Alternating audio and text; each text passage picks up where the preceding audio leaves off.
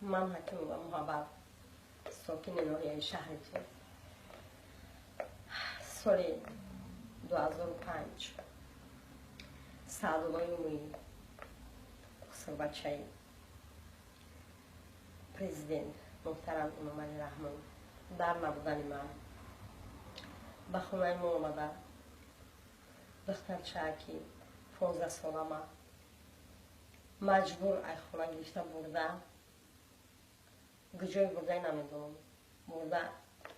به ناموس وی تجاوز کرده. وقتی خونه میبیم دختر توانی میگه که خواهرشم در بیمارخانه میگم چو کدای میگه که هم خواهر طلبدن شما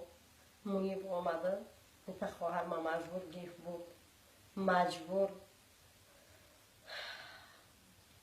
تجاوز کرده.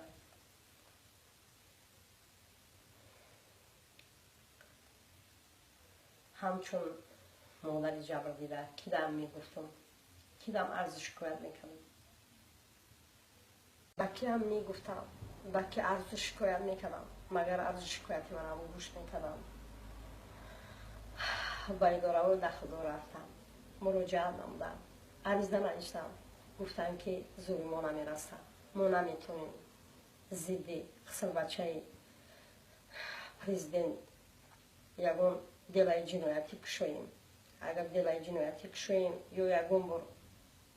بگیم که فیروز کنیم یا که بگیم که تمخیل کده که نویسی دخترای ده تجاوز کده ما ای کور میپریم.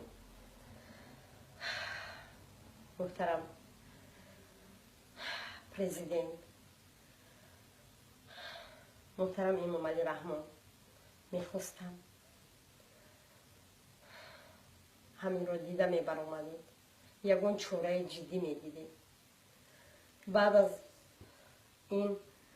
بعد از به دخترم تجاوز کردنم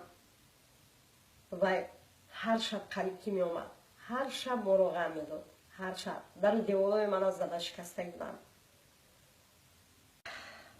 از ترس هر شب که شد از خونه گریخته میرفتیم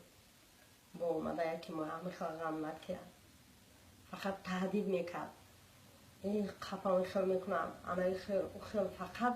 اما تهدید نخود یگون آدمی نباشه که پیش روی همه بی ادب و بی عقل بگیره تو کی این بی ادبی این مردم آزاری این دوام میکرده باشه تو کی این خلق عذاب میداده باشه تو کی. وقتی که دخترم در بیمارخانه بود شب و شب گریف اومد تو اینکه یگون کس نفهمه ندونه از زمان باز سلامتی دخترم نیست نمیدونم از ترس نمیدونم از چی تو حوزی سلامتیش خوب نیست. مثل من مادرانی جبر دیده در ناحیه ما ناحیه شرق خیلی هم بسیار آنها علاقه جمع شده و مقابل مویب سعدالله خیستلیان. باز یک بار دیگر از شما محترم پرزیدنت احترامانه خواهش میکنم آخر شما پدر ملت هستید پدر